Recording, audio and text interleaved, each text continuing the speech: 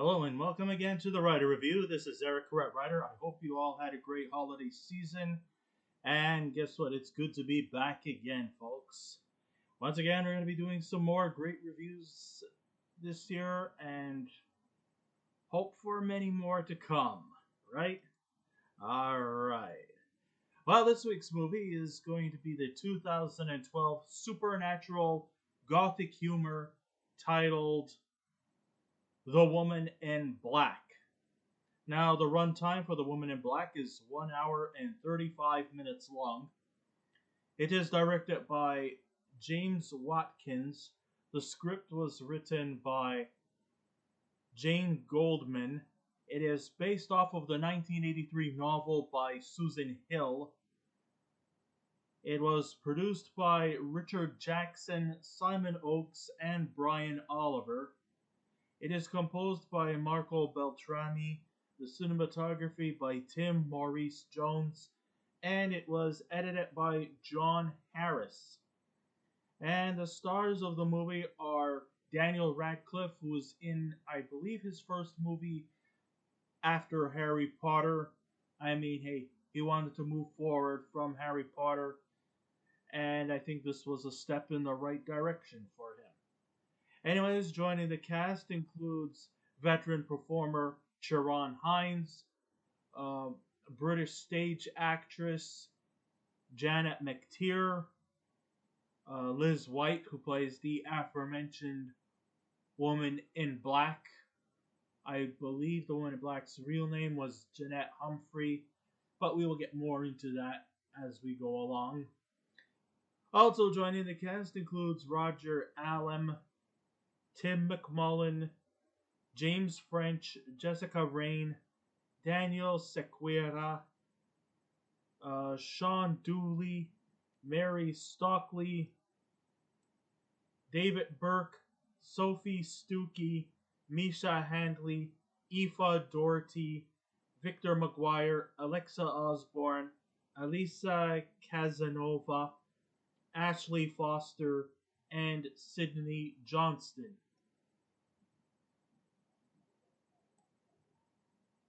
When you go back to the silent film era, one of the scariest moments of that era was when Thomas Hutter entered the castle of the evil vampire Count Orlok in Nosferatu. I bet people in the theaters at the time were pissing in their pants from fear as people were expecting the unexpected. They knew that something evil was lurking in the horizons, but what it was, they didn't have a fucking clue. Over 90 years later, people were shaking in their chairs, feeling the same vibes as the audiences from the past over this haunted house spectacular, The Woman in Black.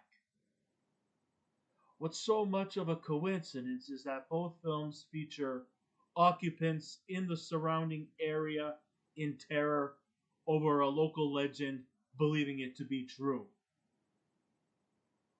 So, set in Victorian England back in 1906, we have a young attorney named Arthur Kipps, played by Daniel Radcliffe, as he explores the supposed haunted estate located in a secluded area on a one-track road on a long, narrow route that lies low in the briny sea, surrounded by water and thick, muddy marshes.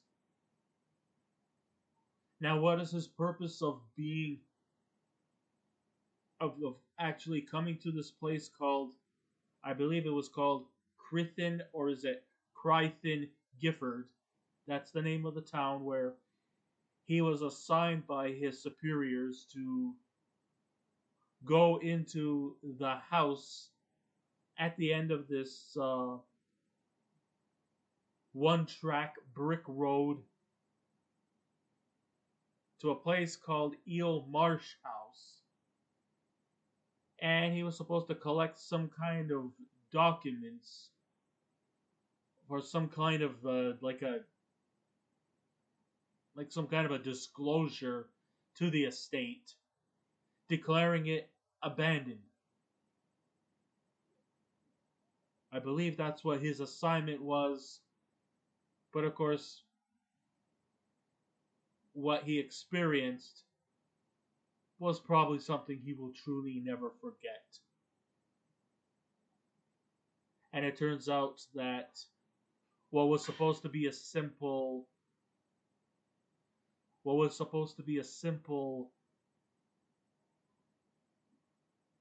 assignment to collect documents turns out to be something quite supernatural, quite paranormal. Yes, folks, we have just entered a haunted house story. And it is believed that some evil woman, simply known as the Woman in Black, even though in the movie they never actually ever mention her name as the Woman in Black, they do refer to her by her real name, Jeanette Humphrey. And apparently she is a vengeful spirit. Her powers are manipulation and she practically, and her main target is children. Yes, this movie is not a feel-good movie, and this is something that probably will affect those, especially uh, parents who have children, and because unfortunately in this movie, uh, the Woman in Black likes to brainwash children, manipulate them to her own doings, and encouraging them to take their own lives. You know, she brainwashes them, takes away all of their cognitive approaches, takes away all of their cognitive senses, and lures them to commit suicide. I never said this movie was a feel-good movie, now was it? Did I? Not in the least. And she's been doing this for many years. Villagers in this town are very protective of their children. And any intruders coming into their town, they tend to lock them up, their children up. Because if you look at the Woman in Black, she's not going to come after the person who looked at her. She's coming after your children and forcing them to commit suicidal acts.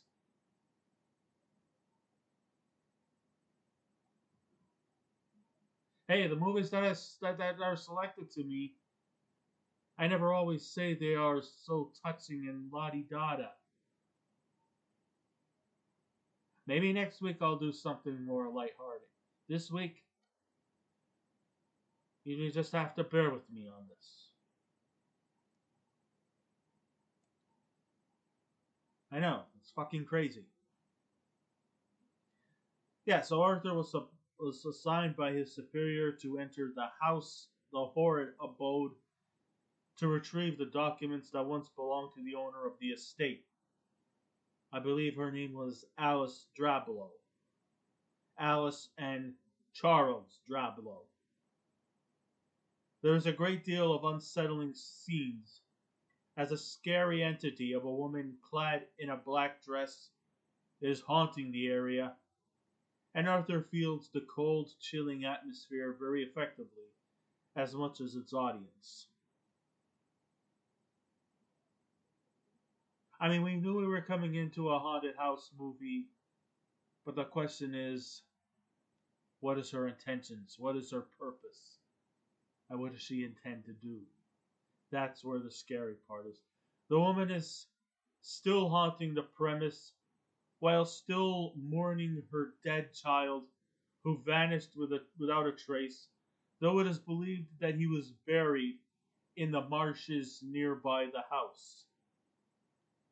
Apparently, according to legend, because she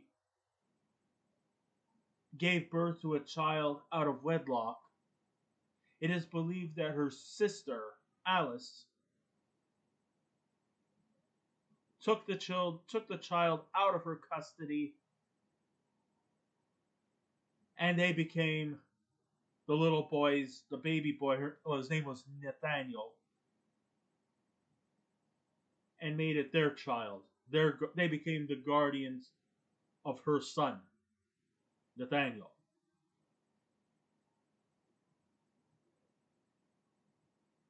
So one rainy night, they were driving the carriage to the Eel Marsh house. The carriage lost control of its wheels, and the carriage, along with the baby, went through the marshes. She, her husband, and the coachman, well, they survived. The baby wasn't so lucky. Alice Drablow had to live the rest of her life in heartbreak and regret. Jeanette Humphrey, aka the Woman in Black, was so depressed, so upset, that in his nursery, she tied up a noose and hung herself to death. And since then, she's been haunting the town ever since.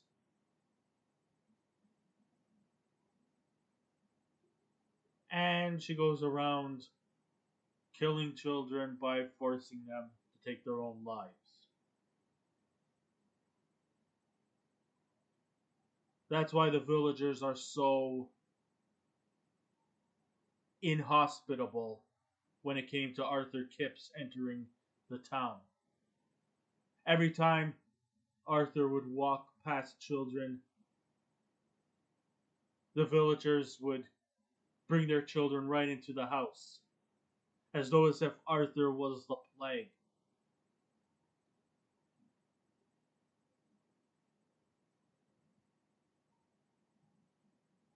When yet all he wanted to do was just collect the documents in the Eel Marsh house.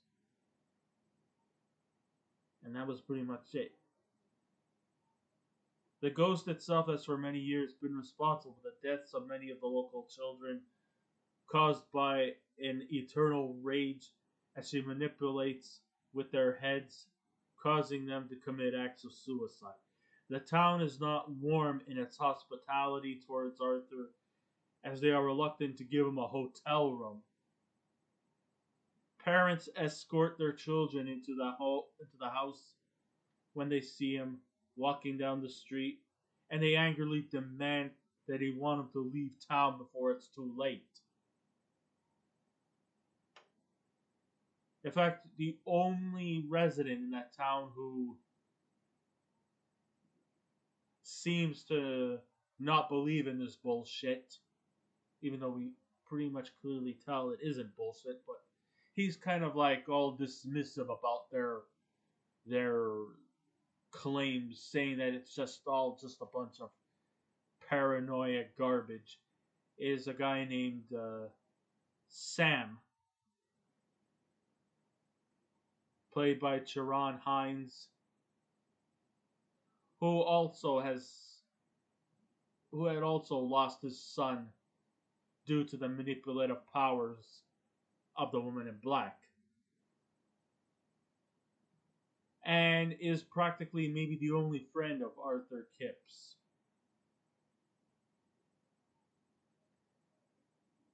But even he also has to deal with, problems evolving around his wife, who claims that her son speaks to her spiritually. I mean, there was a scene where she was in the garden and she was telling Arthur about what her powers are and what he must do to stop her from continuing this wrath. And while she's speaking, her son's voice can be heard echoing in the not so far distance.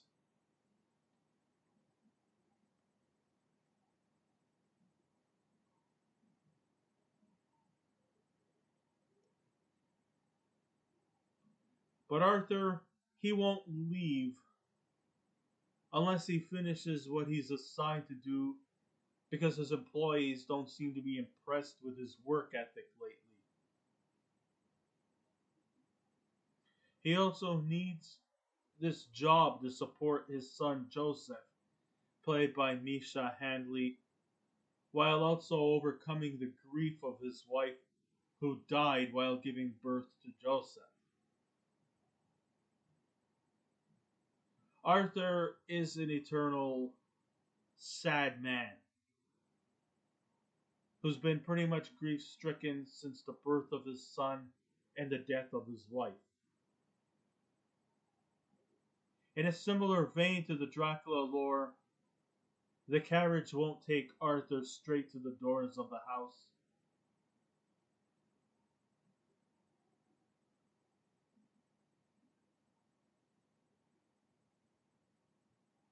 Because he knows that there is something evil lurking in that house. However, a more welcoming resident named Mr. Daly, Sam Daly, played by Ciaran Hinds, arbitrarily takes Arthur to the house on his brand new motor car. Remember, this movie was set in 1906, so cars were still pretty much in its infancy. Very few people drove in cars back in the days. Today, they're practically everywhere.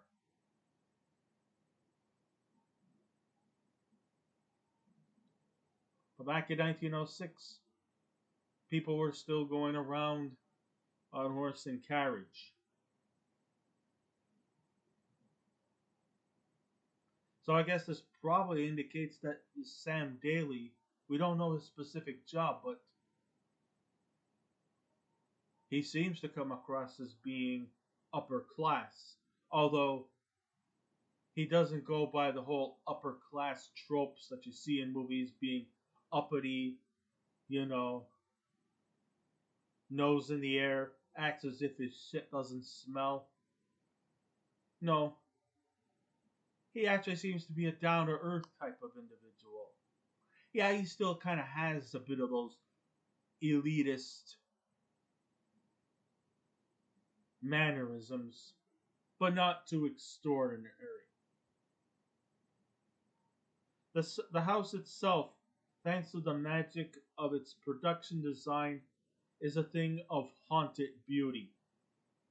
I mean, if you go into the interiors of the house, the isolated setting is surrounded by thick fog and dark, muddy marshes, which really captures the spirit that we expect from a haunted house as we eagerly anticipate the scares that are coming at us very soon. The interiors of the house contain the crumbling foundations due to the house being abandoned for many years, so, you know, it's dilapidated. And there's lots of great Victorian furniture, and it's authentic as it should. It does feel like you're entering a Victorian era house.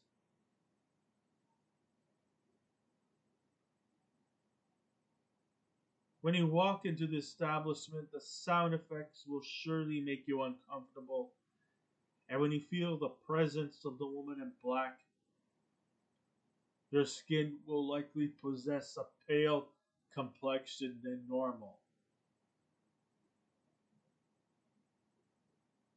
You don't really see too much of her, which is actually a good thing, because you want to keep that mystery thing flowing. And it does quite well in succeeding in that area. I mean, it's not just, scares and kill counts in this movie. There's also a lot of build up to a mystery. Why is she doing this?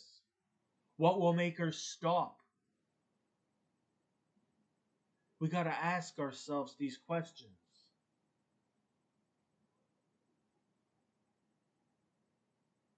There's no real concrete answer to that question, but one thing we do know for sure, Arthur Arthur's mission was not only just to collect documents, but maybe to put a stop, maybe some kind of disclosure to her wrath.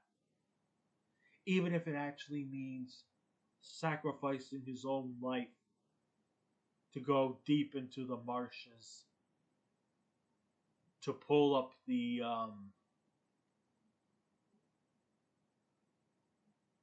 carriage, retrieve the baby, give him a proper burial,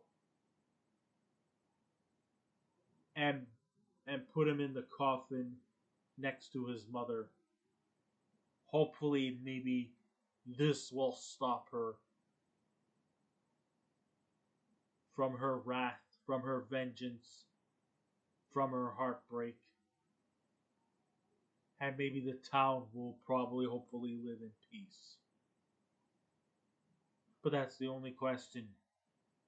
That's the only thing we can ask for, and that is hope. There's no guarantee.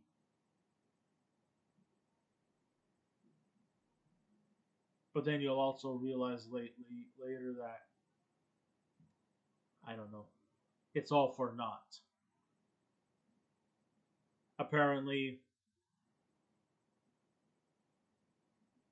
I don't think her gratitude was fully justified, but we will talk more about that in a bit. I also want to give compliments out to the soundtrack, which provides the right amount of paralyzing vibrations due to the thunderous backdrops of the soundtrack, what the soundtrack has in store. Okay, so apparently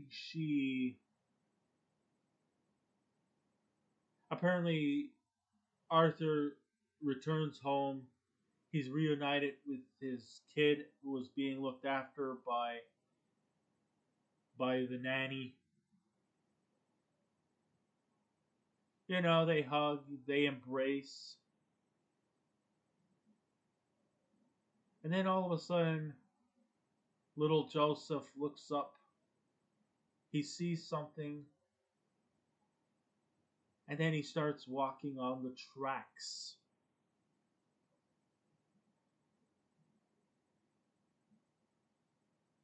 Arthur is unaware of what he's doing. And then he tries to chase after Joseph. All of a sudden a train starts coming. And just when Arthur thought he had Joseph, it was too late. Both Arthur and Joseph die. But they don't die like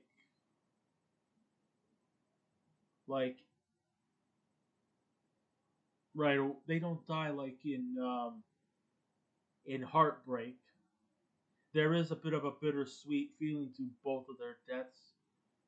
Apparently, they've been reunited with his wife, his son, his mother, in spirit, and they go off to heaven. Apparently, the woman in black is not going to stop. It's also quite shameful that she's still going to be continuing to haunt the town. And it also doesn't make any fucking sense that they had to turn it into they had to have a sequel. Oh, and if you're expecting to watch the sequel, don't bother. It's not that good. I'll tell you right away. When it comes to performances, after a decade with the Harry Potter films, this was Daniel Radcliffe's first film since breaking out as a teen star and moving forward as an adult performer. And sure, he's made some movies during the Potter era. Radcliffe solidifies himself as a performer, breaking away from that image that has made him famous.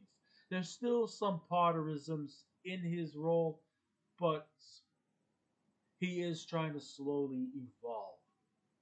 And sure, he's grown a bit taller and might have some features of maturity at 22 years old. But I still don't think he's convincing enough to pass off as a young attorney with a 4-year-old son. He still looks like a high school student and doesn't look convincing enough to be a young attorney. He looks way too young to have a child at 4. He still has that boyish look about him. And they don't even look like father and son. He looks like an older brother than a father to his child. He looks like one of those 17-year-old kids taking their kid brothers to school type of thing. And I'm not saying that his acting is good, is bad. His acting is really good. It just doesn't really stretch the limits. But the film really isn't about the performances. It's all about the settings, the decor, and it's the stunning cinematography that tells the story. It's the background. It's the production that this movie has, which is all very rich in detail. It's like a character in itself. The residents in the surrounding area truly convey the right amount of fear and paranoia as we fully understand where they're coming from and why they act so hostile when they see Arthur passing by. Knowing that they don't know what to expect. And of course, the woman in black is after their children. So that kind of further solidifies where they're coming from and why they act the way they do. Under the direction of James Watkins, he clearly knows well that the film isn't about dialogue or character study, but to create a traditional old school haunted house story with all the essential elements needed to make it all seem possible. It's the house that is the real star, not the performers, or even the plot, or even the evil entity that's haunting the area.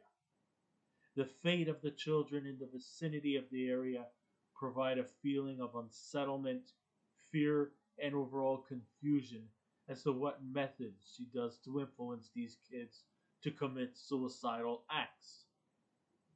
We feel unsettling moments as Mrs. Daly, played by Janet McTeer, suffers from unpredictable moments of insanity. Like she takes a knife and starts carving pictures on a table. Yeah.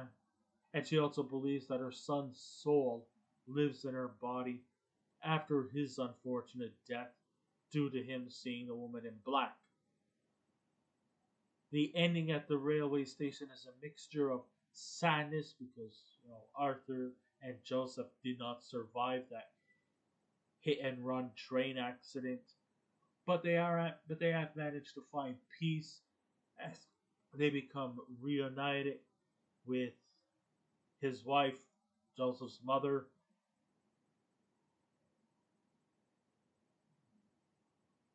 And I guess, they they found peace and happiness. So I guess it's kind of what you would call a bittersweet ending. And though we are led to believe that they both didn't make it, there was a bittersweet moment when they were reunited by the spirit of his wife and Joseph's mother, as they each found happiness and peace in the afterlife. But it also is all for naught because the woman in black is still going to be coming after your children. So, and of course, they had the sequel, which was actually total dog shit. So, avoid it if you can. But if you're curious to see the sequel, who am I to stop? Want to see it? Go ahead. I'm not forcing anybody to not watch this. I just recommend don't bother. It's not worth your time. So when all is said and done, if I was to give this movie a scale out of 10, I would give The Woman in Black from 2012 a 7 out of 10. So I guess this ends my writer review. Thank you all for listening in. If you wish to subscribe to my YouTube channel, please feel free to do so. If you wish to leave a comment, go right ahead. But just remember the 3 simple rules. Be kind, be courteous, and please refrain from any rude comments. And I will be back again with another movie review. So until next time, this is Eric Corrupt Rider saying, keep watching those movies and I'll see you around. Goodbye.